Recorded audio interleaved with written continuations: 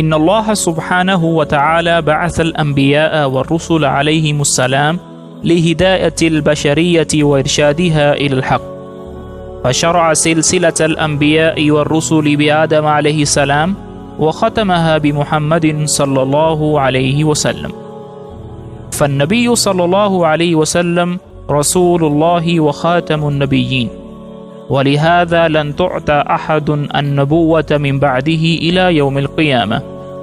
إن هذه العقيدة المباركة تسمى بعقيدة ختم النبوة، والإيمان بها شرط أساسي للدخول في الإسلام، ولهذا أجمعت الأمة على أن هذه العقيدة من أركان العقيدة الإسلامية منذ 14 قرنا حتى الآن. إن عقيدة ختم النبوة هي الركن الأساسي لقلعة الإسلام، فلقد ذكرها الله سبحانه فيما يقارب 100 آية من القرآن الكريم، وتحدث عنها النبي الكريم في عدد كبير من الأحاديث النبوية الشريفة، حيث يقول الله سبحانه وتعالى: ما كان محمد أبا أحد من رجالكم ولكن رسول الله وخاتم النبيين، وكان الله بكل شيء عليما. وكذلك بين الرسول صلى الله عليه وسلم في أحاديثه المباركة بأنه خاتم النبيين، حيث يقول صلى الله عليه وسلم: أنا خاتم النبيين لا نبي بعدي. ولهذا كل من نطق بالشهادتين وصلى وسام واتصف بالأخلاق الحسنة ولكنه أنكر عقيدة ختم النبوة فإنه خارج عن الإسلام، لأنه في الحقيقة منكر لكثير من آيات القرآن الكريم والأحاديث الشريفة وإجماع الأمة. وما ظهر في الزمن المعاصر من فئة الذين ينكرون عقيدة ختم النبوة فهم القاديانية، ويسمون أنفسهم بالأحمدية. إنهم يعتقدون بأن المرزا غلام أحمد القادياني الذي ينتمي إلى قرية صغيرة في الهند تدعى قاديان هو نبي مرسل بعد النبي محمد صلى الله عليه وسلم. وخبره أن المرزا ولد في وسط القرن 19 ومات في بداية القرن 20 سنة 1908 للميلاد، وذلك في عصر الحكم البريطاني في الهند، حينما انتخب الحكم البريطاني رجلا من عائلة توارثت الوفاء والخنوع له لإدامة الاستعمار البريطاني في شبه القارة الهندية، وإقناع أهل المنطقة إقناعا دينيا على هذا الحكم الغاشم. ولقد أقر على هذا الوفاء البريطاني المرزا غلام أحمد بنفسه في مواضع شتى في مكتوباته، حيث يقول: إنني من عائلة وفية كل الوفاء لهذه الحكومة. وإن الحكومة البريطانية تنظر إلى والد مرزا غلام مرتضى بعين الوفاء والولاء.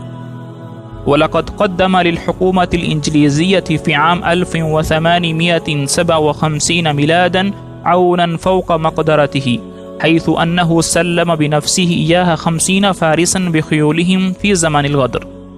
ويقول في موضع آخر: لقد انقضى الجزء الأكبر من حياتي في حماية وموافقة هذا الحكم البريطاني، ولقد دونت من الكتب ونشرت من الدعايات في منع الجهاد وطاعة البريطان، لو جمعت لملأت 50 خزانة للكتب. ولهذا تدرج المرزا غلام أحمد وفي الحكومة البريطانية في دعاويه الباطلة من المجددية إلى المهدية، ومنها إلى كونه المسيح الموعود، حتى وصل به الأمر إلى أن ادعى النبوة. ثم طغى حتى سمى نفسه بمحمد رسول الله، حيث أنه ذكر في كتبه مرات عديدة أن الرسول صلى الله عليه وسلم والعياذ بالله ظهر مرة أخرى في شكل المرزا القادياني. ثم أنه المرزا القادياني أساء الأدب في كتبه مع النبي صلى الله عليه وسلم والأنبياء عليهم السلام، وفي حق آل بيت الرسول صلى الله عليه وسلم، وكفر باقي المسلمين جميعا. وإن هذه العقائد الباطلة والمتضاربة مع أصول الإسلام لا تزال موجودة حتى الآن في كتب المرزا القادياني وأولاده، والجماعة القاديانية لا تزال تعتنق هذه العقائد الباطلة حتى اليوم. وفي ضوء العقائد الباطلة المذكورة أجمع مسلمو العالم وعلماء جميع الفرق الدينية والحكومات الإسلامية والمحاكم العليا والدوائر الإسلامية العالمية أن القاديانية خارجة عن الإسلام، حتى أن مجمع الفقه الإسلامي التابع لمنظمة المؤتمر الإسلامي ورابطة العالم الإسلامي كليهما أقرا بخروج القاديانية عن دائرة الإسلام.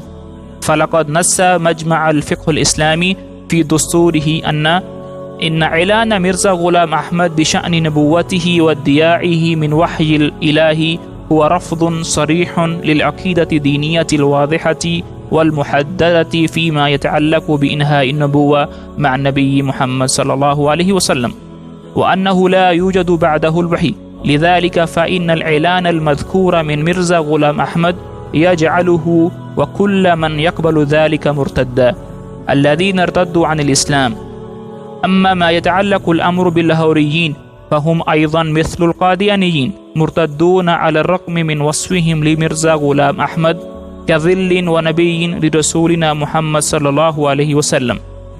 ولكن القاديانيون يصرون على أنهم مسلمون رغم عقائدهم الباطلة المذكورة، ويسمون أنفسهم بأحمديين ليحتالوا على عامة المسلمين ويخرجهم عن الإسلام.